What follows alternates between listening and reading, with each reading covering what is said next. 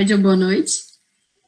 O nosso trabalho é sobre o protocolo de determinação da qualidade do gel salicilato de metila a 4%.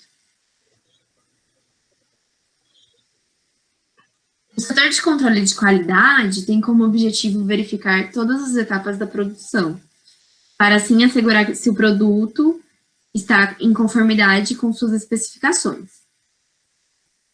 O controle de qualidade pertence a uma das partes da BPF, referente à coleta de amostras, as especificações e a execução de testes. Também pertence à organização, à documentação e procedimentos de liberação que asseguram que os testes relevantes e necessários sejam executados e que os materiais não sejam liberados para uso ou que produtos não sejam liberados para comercialização ou distribuição até que sua qualidade tenha sido considerada satisfatória e aprovada. A forma farmacêutica do salicilato de metila. Ele é um gel, que é uma forma farmacêutica semissólida, onde contém um agente gelificante, de uso tópico, e a nossa escolha da forma farmacêutica foi pensada para que houvesse uma melhor absorção do princípio ativo. A composição dele é feita por agente gelificante ou espessante, conservantes e estabilizantes, umectantes, que seria opcional, e o veículo pode ser água ou álcool.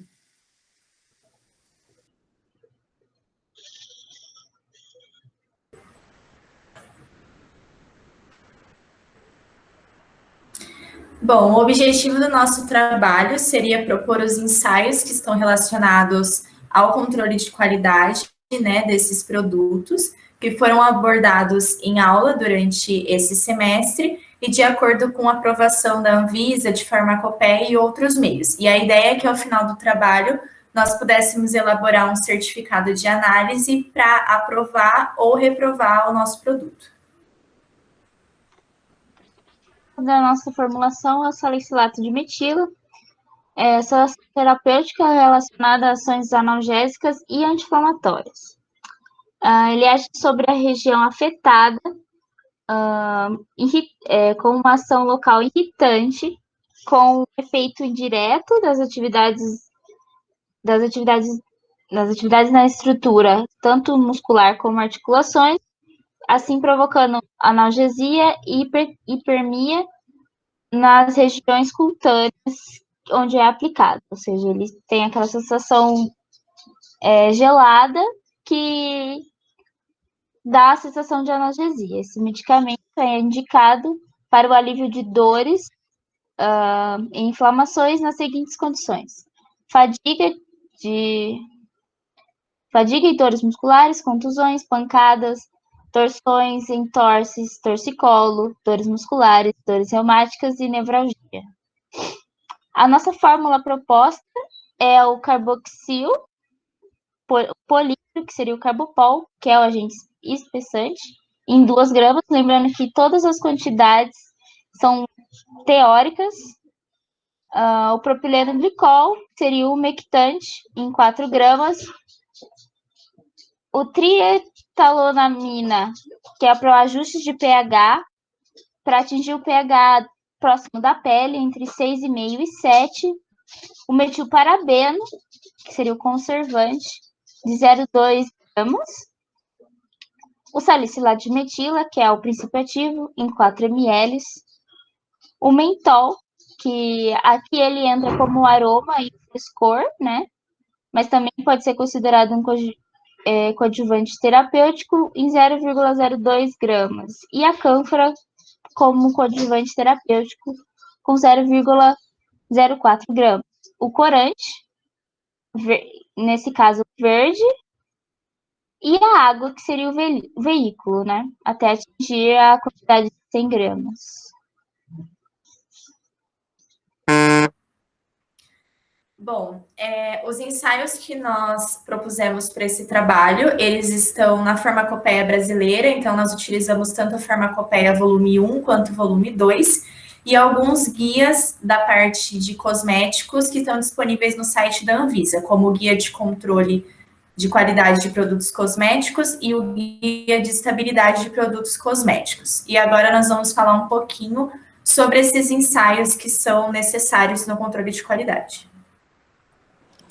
Primeiramente, a gente vai começar com o ensaio de aspecto, que ele avalia através das propriedades organolépticas que usa os sentidos do próprio corpo humano, como visão, tato, audição, né? E nesse, como ele é um teste informativo, nós vamos reparar através do sentido da visão as características do produto. Nós ou vamos considerar um padrão e comparar, ou nós vamos ir acompanhando durante os testes se ele vai se manter nas mesmas condições e se ele vai se manter íntegro. As alterações que podem ser vistas é visualmente mesmo. Tanto mudança de cor, separação de fases, precipitações, turvações e outros. Esse ensaio, ele é feito de uma forma simples. De preferência, vamos pegar uma placa de Petri, por ela ser transparente, seria mais fácil o visual. Colocar uma quantidade da amostra e reparar como que está o aspecto, se ele está homogêneo, por ser um gel, se ele está com aspecto de gel mesmo, né? Se ele não apresenta nenhuma partícula diferente e entre outros. A especificação desse teste é que ele tenha um produto homogêneo, que ele tenha uma cor esverdeada, por escolha nossa, e que não tenha nenhuma partícula indiferente.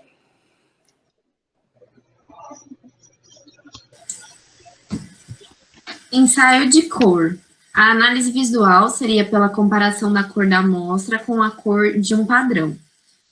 Pode-se realizar essa análise sobre as condições da luz branca natural ou artificial, ou em câmeras especiais, com vários comprimentos de onda. A análise instrumental pode ser feita por meio da colorimetria fotoelétrica ou da colorimetria espectrofotométrica, que é um método que utiliza uma fonte de radiação em vários comprimentos de onda na região espectral do visível. O aparelho utilizado neste método é conhecido como espectrofotômetro. A especificação do produto é um produto homogêneo e de cor esverdeada. O espectrofotômetro é o que está aqui do lado, na imagem. Bom, o ensaio de cor é um teste onde a sua percepção, a percepção do odor é uma parte muito importante dos ensaios físico-químicos de um medicamento ou de um produto cosmético. Muitas vezes utilizados para identificação da matéria-prima, do princípio ativo, ou para melhor aceitação do paciente ou consumidor, sendo que é o que atrai a pessoa, o consumidor ou não. Todos os compostos e ativos da nossa formulação têm um odor muito determinado como pungente, muito característico de mentol e cânfora.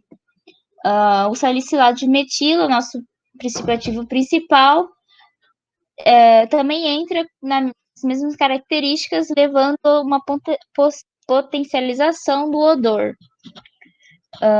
por conta deles terem odores muito parecidos, né? E a especificação é o odor característico por conta dos componentes. Aqui podemos ver a molécula do mentol, da cânfora e do salicilato.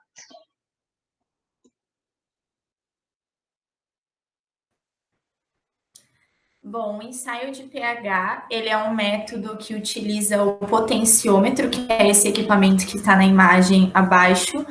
Ele é um método onde ele avalia uma diferença de potencial elétrico entre os eletrodos que vão estar imersos na amostra que está sendo analisada.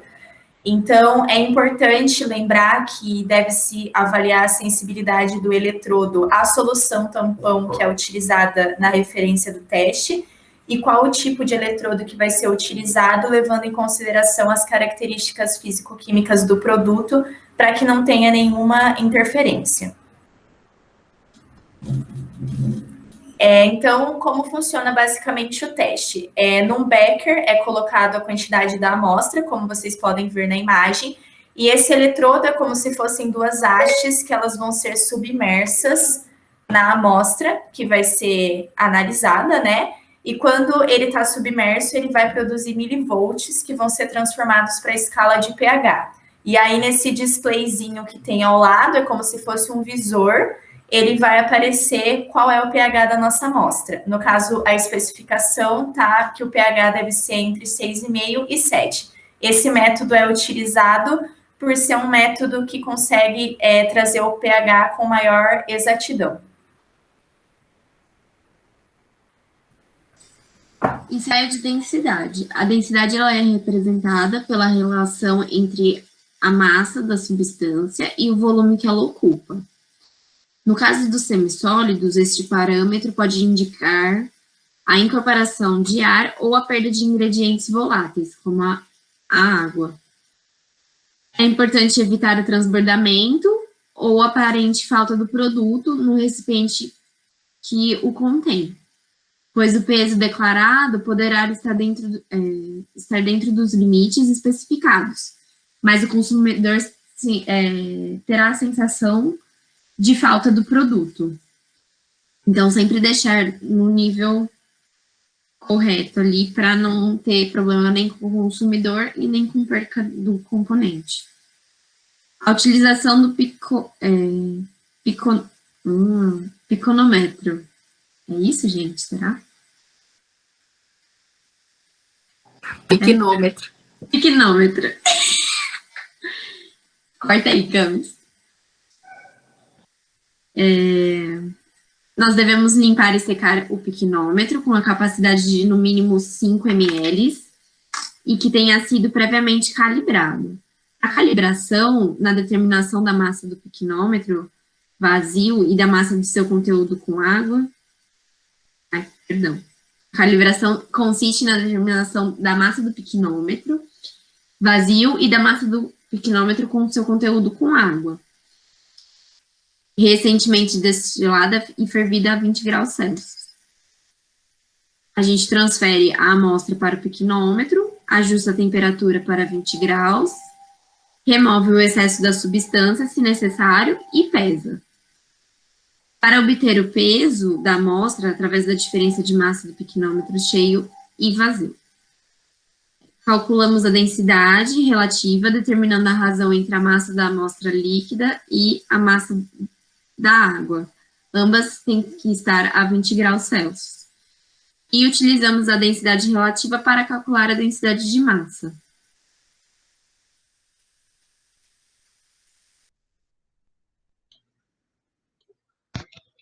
O ensaio de viscosidade. Os limites de aceitação devem ser definidos pelo formulador, considerando-se a percepção visual e sensorial decorridas de alterações. Deve-se levar em conta a possibilidade do consumidor também reconhecê-las. Um dos instrumentos que podem ser utilizados nessa análise é o viscosímetro, um instrumento de laboratório utilizado para medir a viscosidade de fluidos. A viscosidade é um fluido que pode ser considerado como a capacidade que ele tem de se movimentar. Porém, essa capacidade pode ser alterada ou perdida com acréscimos de componentes diversos. A viscosidade é uma variável que caracteriza reologicamente o sistema. A avaliação desse parâmetro ajuda a determinar se um produto apresenta a consistência ou fluidez apropriada, que pode indicar se a estabilidade é adequada, ou seja, fornece indicação do componente do produto ao longo do tempo. Para a determinação da viscosidade, utiliza o viscosímetro Cope-Forte, com um orifício escolhido de acordo com o fluxo da solução. A viscosidade é expressa em milímetros ao quadrado por segundo.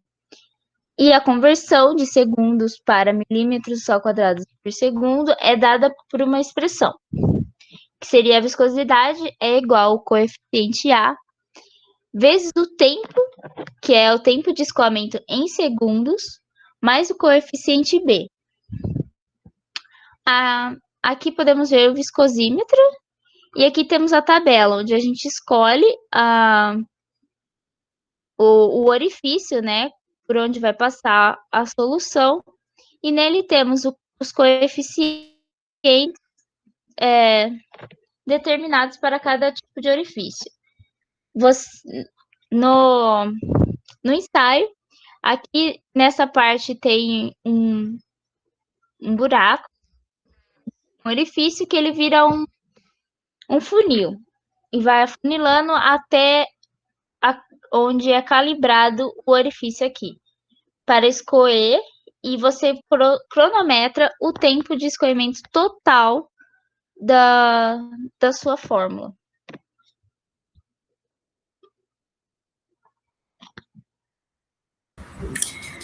Bom, o ensaio de princípio ativo, né, ele serve para que nós possamos confirmar se o princípio ativo que nós dizemos ser, né, na formulação, realmente é esse declarado. No caso, na farmacopeia, nós não conseguimos encontrar nenhum teste, né, nenhum ensaio de princípio ativo para o salicilato de metila, então nós colocamos como uma proposta um ensaio que pode ser utilizado para medir esse teor do princípio ativo, que é a cromatografia líquida de alta eficiente, ou CLY, né, que é a sigla, que consiste basicamente em separar duas fases immiscíveis com a finalidade de se identificar e quantificar cada componente da mistura. E essa imagem ao lado é a imagem do aparelho onde é realizado esse procedimento. No caso, é a especificação da farmacopeia, diz que nós temos que ter no mínimo 98% e no máximo 100,5% para que o ensaio seja aprovado. O ensaio de determinação de peso, ele é feito para que a gente saiba o peso tanto da amostra como o peso da amostra dentro da sua embalagem. E ao todo também conseguimos saber um peso médio. De acordo com esse peso médio, nós podemos saber o peso declarado, que na verdade ele dá um parâmetro da porcentagem que você pode ter de variação. Já existe, né, uma tabela que tem esses parâmetros. Como a nossa embalagem ela se enquadra em 100 gramas, nós temos o padrão que é de 60 gramas até 150 gramas, que a porcentagem mínima em relação ao peso declarado deverá ser 92,5%. Para esse ensaio, né, nós vamos pegar uma quantidade, que vamos colocar 10 unidades do produto, para que a gente possa fazer um peso médio no final. Primeiro, nós vamos pesar na balança a embalagem, uma por uma com o seu conteúdo, anotar, e depois nós vamos tirar as amostras, né, e pesar apenas a embalagem. Depois de limpar ela, lavar ela e deixar seca, para não ter nenhuma interferência. Assim, depois de pesar as 10 embalagens com a amostra e 10 embalagens sem a amostra, nós vamos fazer uma conta, a diferença entre eles, e depois os resultados a gente consegue fazer uma média, dividindo pela quantidade de unidades.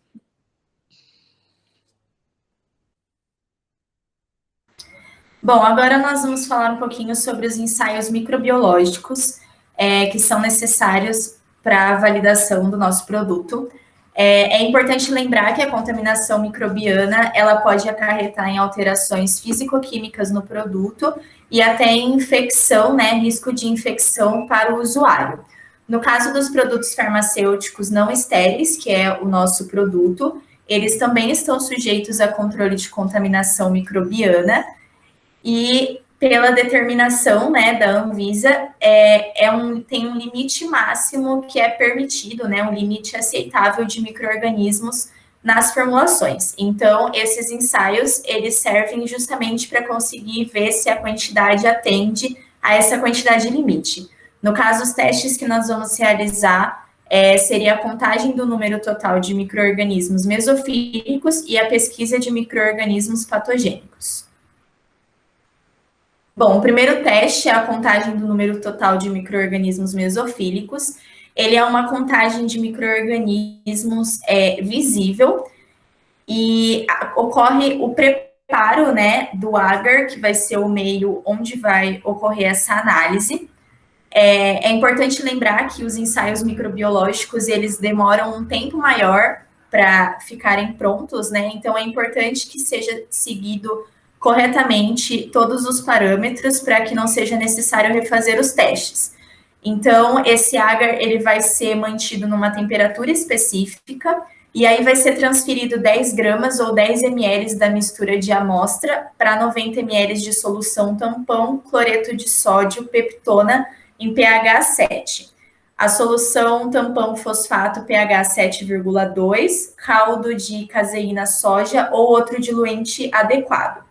Se necessário, é feito o ajuste de pH de 6 a 8 com solução de HCl ou NaOH. E aí é necessário preparar diluições decimais sucessivas com o mesmo diluente. No caso do nosso produto, como ele é considerado um produto com tamanho de lote extremamente pequeno, que segundo a especificação seria menor que 1.000 ml ou 1.000 gramas, a quantidade que é necessária ser testada deve ser de 1% do nosso lote. O método dentro dessa contagem seria o método de profundidade, que vai ser adicionado 1 ml da amostra preparada, né, em uma placa de Petri, e aí vai ser vertido separadamente de 15 a 20 ml do agar que nós preparamos anteriormente. Então, tem também a temperatura ideal, né, que deve ser mantida, e aí vai utilizar essas duas placas para cada meio e diluição. No caso, o teste final, né, o resultado final do teste, a ideia é que consiga se analisar o número de colônias que foram formadas na placa. Então, somente as placas que apresentarem um número de colônias inferior a 250 bactérias e 50 bolores e leveduras por placa deverão ser consideradas no registro para os resultados. E aí é utilizada uma média aritmética das placas de cada meio e calcula o número de UFC por grama ou ml do produto. No caso da nossa especificação, para produtos de uso tópico, é permitido 10 ao quadrado UFC gramas ou ml. Também será feito pesquisa de micro-organismos patogênicos, que ele vai possibilitar verificar a presença ou ausência de micro-organismos específicos. Para os testes de produtos não estéreis, tem um limite microbiano que esse produto pode ter. Para o nosso produto, é esperado a ausência de Staphylococcus aureus e Pseudomonas aeruginosas em 1 grama ou ml de produto. Para o Staphylococcus aureus, que é uma bactéria Coccus gram-positivo, vai ser preparado um meio, que você vai usar diluição de 1 para 10 de 1 grama do produto. Vai utilizar 10 ml de diluição para 90 de caldo de enriquecimento, que é o caldo de caseína soja. Aí a gente vai incubar numa temperatura adequada e esperar durante 18 a 24 horas, porque em menos desse tempo nós não conseguimos ter um resultado. A interpretação desse resultado, ela é feita visualmente, através do crescimento de colônias amarelas ou brancas, rodeadas por uma zona amarela, que indica a presença provável de Staphylococcus, que deve ser confirmada por teste de identificação microbiana, porque apesar de você estar vendo que tem, você precisa realmente comprovar que é esse tipo de bactéria. O produto cumpre o teste se não for observado crescimento de tais colônias ou se as provas de identificações forem negativas. Para o Pseudomonas, vai ser uma preparação parecida, né? Por conta de preparar a diluição de 1 para 10 de 1 grama do produto e vai utilizar 10 ml da diluição para 90 de caldo de caseína soja. Assim, nós também vamos esperar, incubar e durante 18 a 24 horas. O crescimento de colônias indica a presença provável de pseudomonas, que deve ser confirmada por teste de identificação microbiana também. E o produto cumpre o teste se não for observado o crescimento de tais colônias ou se as provas de identificações forem negativas. Após todos os testes, nós temos que ter um documento que certifique que realmente foi feito e que nós tenhamos os resultados em mãos para comprovar tudo isso. Primeiramente, no certificado de análise, nós temos que mostrar as características do produto, as informações mais importantes, como nome, data de fabricação e validade, lote, fabricante e forma farmacêutica. De primeiro momento, nós escolhemos colocar as análises microbiológicas, que foram contagem total de micro-organismos mesófilos, que são a especificação é 10 ao quadrado de unidades formadoras de colônias por grama ou ml, que é a quantidade que a bactéria é capaz de se multiplicar. A pesquisa de micro-organismos patogênicos, que é a ausência de estafilococos e pseudomonas. E tem as análises físico-químicas, que são o de aspecto, que nós esperamos que seja um produto homogêneo, de textura uniforme, sem nenhuma partícula. Cor, é um produto homogêneo e de cor esverdeada por escolha nossa. O odor é um odor característico por conta dos componentes. O pH, que ele fique entre 6,5 e 7. E o peso médio, que é a porcentagem mínima, né, em relação ao peso declarado, que é 92,5%. O teste para o princípio ativo, né, o teor, ele deve conter no mínimo 98% e no máximo 100,5% de salicilato de metila. A conclusão é que a amostra deve se manter dentro dos limites especificados. Por ter sido um trabalho teórico, nós não temos resultados, né, conclusivos, mas nós esperamos que os testes cumpram com essas especificações. E, por fim, tem que ter um responsável por tudo isso, porque caso os testes tenham alguma coisa errada ou depois seja visto um problema, né, ele tem como recorrer a quem fez, onde foi feito. E com isso, podemos concluir que esse trabalho tem como mostrar para a gente a importância do controle de qualidade, porque ela traz uma segurança maior tanto para o consumidor como para a empresa, porque durante os testes pode ser visto um erro que pode ser consertado ali mesmo, para que não tenha problemas depois que ele for para o consumidor. E sempre os produtos têm que estar dentro dos limites de especificações, né? Trazendo tanto a segurança para o usuário e como para a empresa que produz. Assim, tudo fica certo. Obrigada a todos. E é isso.